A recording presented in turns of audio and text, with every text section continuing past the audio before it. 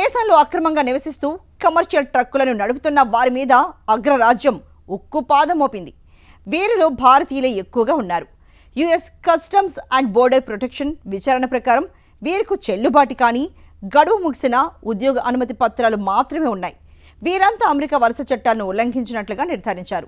ఈ ప్రత్యేక డ్రైవ్ కేవలం అక్రమ వలసదారుల కోసం మాత్రమే కాదు, రవాణా రంగంలో చట్టవిరుద్ధంగా కొనసాగుతున్న వారిని గుర్తించేందుకు చేపట్టామని చెప్తున్నారు. పట్టుబడిన 30 మందిని ఇండియాకు తిరిగి పంపించేస్తామని ప్రకటించారు. అమెరికాలో డొనాల్డ్ ట్రంప్ రెండోసారి అధికారం చేపట్టినప్పటి నుంచి అక్రమ వలసదారులను కట్టడి చేయడం తెలిసిందే. తక్కువ జీతాలకే పనిచేసే అక్రమ వలసదారులు స్థానికుల అవకాశాలను కొల్లగొడుతున్నారని ఆరోపణ. అమెరికా ఫస్ట్ నినాదంతో దేశీయ ఆర్థిక వ్యవస్థను బలోపేతం చేయటం, పౌరుల భద్రతను నిర్ధారించడానికి అక్రమ వలసదారులపై కఠినమైన చర్యలు తీసుకుంటున్నామని దీన్ని సమర్థించుకుంటున్నారు. ఈ క్రమంలో అక్రమ వలసదారులపై ట్రంప్ యంత్రాంగం నిఘాను తీవ్రం చేసింది. నిబంధనలను ఉల్లంఘించి చట్టవిరుద్ధంగా దేశంలో నివాసం ఉంటున్న వారిని ఏరివేసే ప్రక్రియను అధికారులు వేగవంతం చేశారు. ఈ ప్రభావం అమెరికాలో కమర్షియల్ ట్రక్కులను నడిపించే విదేశీ డ్రైవర్ల మీద కూడా పడింది. తాజాగా అమెరికాలో అక్రమంగా నివసిస్తూ కమర్షియల్ ట్రక్కులను నడుపుతున్న వలసదారులపై US customs and border protection అధికారులు ఉక్కుపాదం మోపారు. ఇటీవల అరిజోనాలోని యుమా సెక్టార్ కేంద్రంగా US customs and border protection May 11 నుంచి 15 వరకు ఆపరేషన్ చెక్మేట్ చేపట్టింది. ఇందులో మొత్తం 52 మంది విదేశీ ట్రక్ డ్రైవర్లను అరెస్టు చేశారు. ఇందులో 36 మంది సెమీ ట్రక్ డ్రైవర్లు కాగా అందులో మెజారిటీ వాటా భారతీయులదే. 30 మంది భారతీయులు పట్టుబడ్డారు. మిగిలిన వారు మెక్సికో, ఎల్ సాల్వడార్, రష్యాకు చెందిన వారుగా అధికారులు గుర్తించారు. తమ తనిఖీల్లో పట్టుబడిన ట్రక్ డ్రైవర్ల దగ్గర సరైన ఉద్యోగ అనుమతి పత్రాలు లేవని అధికారుల విచారణలో తేలింది.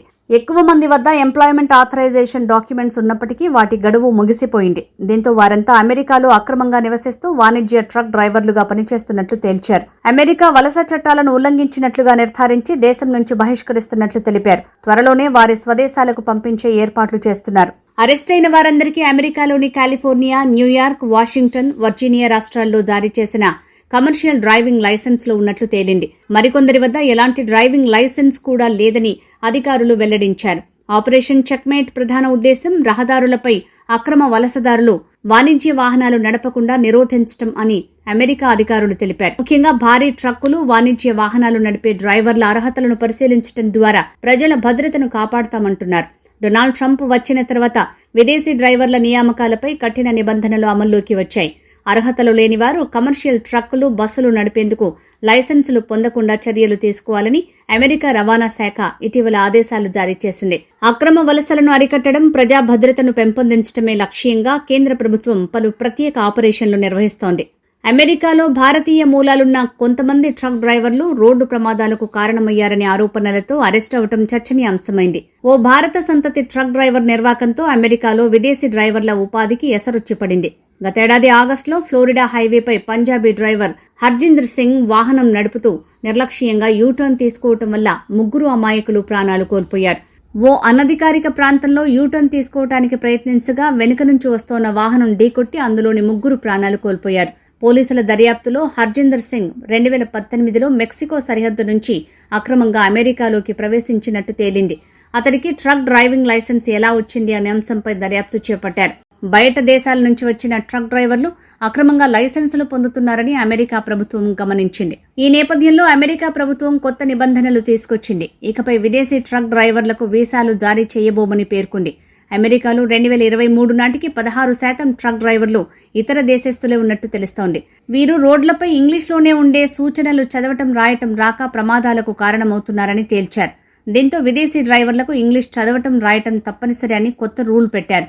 వాణిజ్య ట్రక్కులు నడిపే డ్రైవర్లకు వర్కర్ వీసాలు మంజూరు చేయబోమని అమెరికా విదేశాంగ కార్యదర్శి మార్కో రూబియో వెల్లడించారు.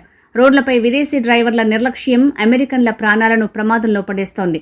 వీరితో అమెరికన్ ట్రక్కర్ల జీవనోపాధికి గండిపడుతోందని పేర్కొన్నారు రూబియో. ఈ క్రమంలో నిర్వహించిన తనిఖీల్లో భారతీయులే పెద్ద సంఖ్యలో పట్టుబడటం ప్రాధాన్యం సంతరించుకుంది.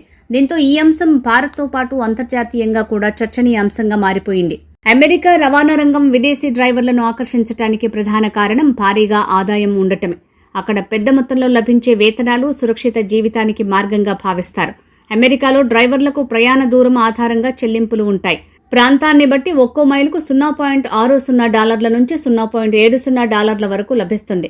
ప్రతి డ్రైవర్ రోజుకు 500 నుంచి 600 మైళ్లను సులువుగా ప్రయాణిస్తాడు. ఈ లెక్కన భారత కరెన్సీలో వారికి నెలకు 4.2 లక్షల నుంచి 6.7 లక్షల వరకు ఆదాయం లభిస్తోంది. కొన్ని సంస్థలు మాత్రం డ్రైవర్లకు గంటల చొప్పున లెక్కగట్టి ఇస్తారు. గంటకు 1,680 రూపాయల నుంచి 2,520 రూపాయల వరకు ఇస్తారు. సగటున ఏటా ఒక డ్రైవర్ 40 లక్షలు సంపాదిస్తాడు. వాల్మార్ట్, అమెజాన్ వంటి కంపెనీలైతే సీజనల్ డ్రైవర్లకు ఏటా 92 లక్షల వరకు చెల్లిస్తాయి. డ్రైవర్ల అనుభవం, ప్రాంతం, యజమాని ఆధారంగా స్వల్ప మార్పులు ఉంటాయి. ఈ కారణంగానే అమెరికా ట్రక్ డ్రైవింగ్ రంగం భారతీయుల్ని ఆకర్షిస్తోంది. అమెరికాలో కమర్షియల్ ట్రక్ డ్రైవర్లకు కొరత తీవ్రంగా ఉంది. అక్కడ అవసరమైన వారికన్నా తక్కువ డ్రైవర్లు ఉన్నారు.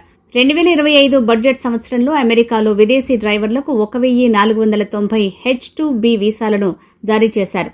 అంతకుముందు ఏడాదికి 1,400 మాత్రమే ఇచ్చారు. 2021 లెక్కల ప్రకారం 7.2 లక్షల మంది విదేశీ కమర్షియల్ డ్రైవర్లున్నారు. అమెరికా ట్రక్కింగ్ రంగంలో ఇది 18% సమానం.